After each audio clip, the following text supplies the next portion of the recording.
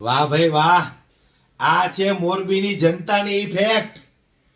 કાંતિ અમૃત્યાને WhatsApp number જાહેર કરવો પડ્યો અને પાછા એમના અંધભક્તો એમ કહે છે કે અમારા કાંતિ કાકાએ વોટ્સએપ નંબર જાહેર કર્યો. અલા, કર્યો નથી, કરાવરાયો છે. જખ મરાવીને કરાવરાયો છે. 20 વર્ષથી ખૂબ સત્તા ભોગવી, ખૂબ તિજોરીઓ ભરી, ખૂબ ભ્રષ્ટાચાર કર્યો. હવે જ્યારે મોરબીની જનતા જાગૃત બની અને રસ્તા ઉપર ઉતરી અને વિસાવદર વાળી થઈ એટલે સાહેબને વોટ્સએપ નંબર જાહેર કરવો પડ્યો.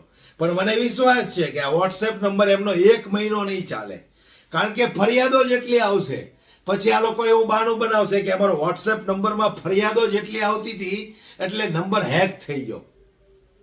નંબર હેંગ થઈ ગયો એટલે હવે નંબર બંધ કરીએ છીએ, કારણ કે ફરિયાદોનો ઢગલે ઢગલા પીડ્યા છે.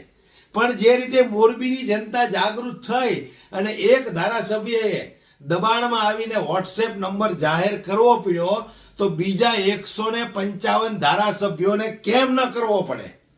હું પૂછવા માંગુ છું આ જનતાને કે તમારી અંદર એટલો દમ નથી કે તમારા વિસ્તારના ધારાસભ્ય પાસે તમે કોલર પકડીને કામ કરાવરાવો? જાગો. જે રીતે મોરબીની જનતા જાગૃત બની છે અને કાંતિ અમૃત્યાને વોટ્સએપ નંબર જાહેર કરવો પડ્યો, એવી જ રીતે બધા ધારાસભ્યો કામ કરવા માટે ઉતરવા પડે.